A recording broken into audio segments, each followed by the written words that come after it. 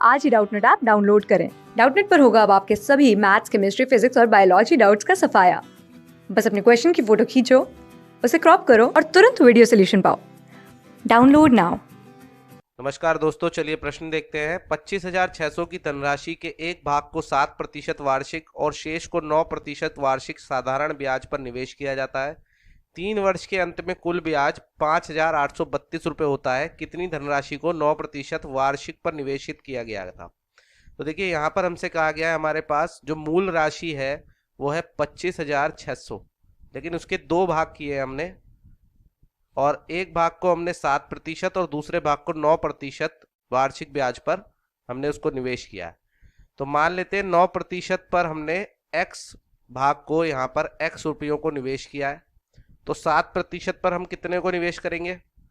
बचे हुए को, यानी कि 25,600 माइनस एक्स रुपयों को।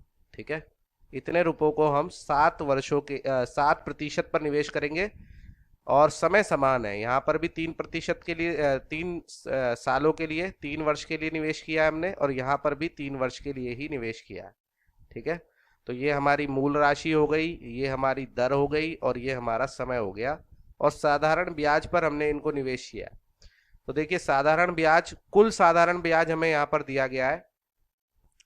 दोनों से जो साधारण ब्याज आएगा उसका कुल साधारण ब्याज, यानी कि उसका योग हमको यहाँ पर दिया गया है कितना?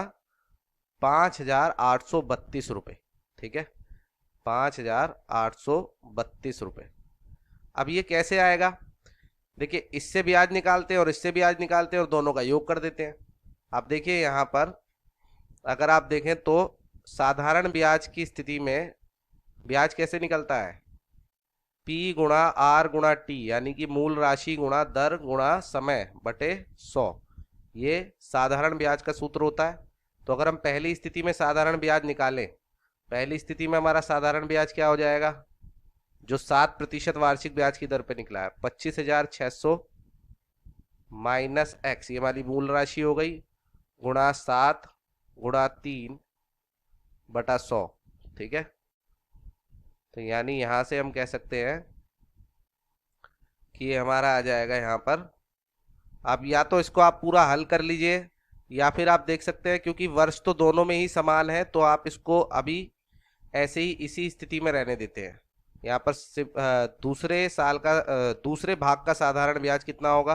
दूसरे भाग में हमने मूल राशि जो निवेश करी है वो है एक्स रुपये। कितने वर्षों के लिए? 3 वर्षों के लिए। किस दर पर? 9% की दर पर, बटा 100। ठीक है, तो ये भी आपका क्या आ गया? ये यहाँ पर आपका आ गया दूसरे भाग का साधारण ब्याज। और हमें कहा गया है कि दोनों का योग, यानी कि पहले भाग के साधारण ब्याज में यदि आप दूसरे भाग का साधारण ब्याज जोड़ देंगे तो आपको 5,832 रुपये मिलते हैं।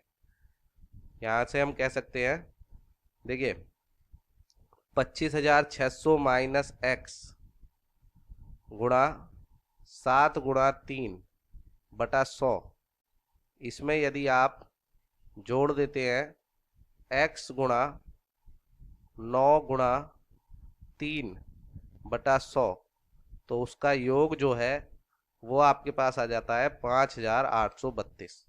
तो आप यहाँ पर सीधे तौर पर देख सकते हैं कि 3/100 तो दोनों के पास है, तो इसे बाहर निकाल लेते हैं। तो यहाँ पर अंदर क्या बच जाएगा हमारे पास? 257, ये 256, आगे 2 जीरो, माइनस एक्स गुणा 7, ठीक है, प्लस 9x, ठीक है, बराबर 5,832। तो देखिए, यहाँ पर ये कट जाएगा, 3 से 5,832 काटेंगे इसको, तो ये कितना आ जाएगा? 1 बार जाएगा, फिर 9 बार जाएगा, फिर 4 बार जाएगा, और फिर से 4 बार जाएगा, तो 1944 यहाँ पर आ जाएगा ये। ठीक है, और ये 100 इधर चला जाएगा, तो यहाँ कितना बचेगा? 25,600 माइनस एक्स गुणा 7, इसको आगे लिख लेते हैं, प्लस 9x बराबर 19,000 या 1,94,400। ठीक है, 25,600 गुणा 7 से करते हैं, 25,000 की गुणा 7 से करेंगे तो आएगा 1,75,000, और 600 की गुणा 7 से करेंगे तो आएगा 4,200। तो इन दोनों को जोड़ के आ जाएगा हमारे पास 17,000, 1,79,200, 1,79,200 माइनस 7x प्लस 9x बराबर 1,94,400। ठीक है, तो यहाँ ले आइए 1,79,200 को, 9x में से तो 7x जाएगा तो बचेगा 2x बराबर 1,94,400 माइनस 1,79,200। ठीक है, तो आप देख सकते हैं यहाँ पर 2x बराबर आपका कितना आ जाएगा, घटाइए दोनों को, 400 में से 200 जाएंगे तो बचेंगे 200, और 94 में से 79 यदि आप घटाएंगे तो आपके पास कितना बच जाएगा, यहाँ पर 94 में से 79 घटाने पर बच जाएगा 15,200, और 2 से 15,200 यदि आप काटेंगे तो आ जाएगा 7600। तो x का मान आएगा 7600, यानी 7600 रुपये की राशि आपने 9% वार्षिक ब्याज की दर पर निवेश की थी। विकल्प यदि देखें तो विकल्पों में पहले, दूसरे, तीसरे और चौथे विकल्प में से दूसरा विकल्प सही है। धन्यवाद। क्लास 6 से 12 से लेके नीट, IIT, जेईई मेंस और एडवांस के लेवल तक 10 मिलियन से ज्यादा स्टूडेंट्स का भरोसा। आज ही डाउनलोड करें डाउटनेट ऐप या व्हाट्सएप कीजिए अपने डाउट्स 8400 400 400 पर।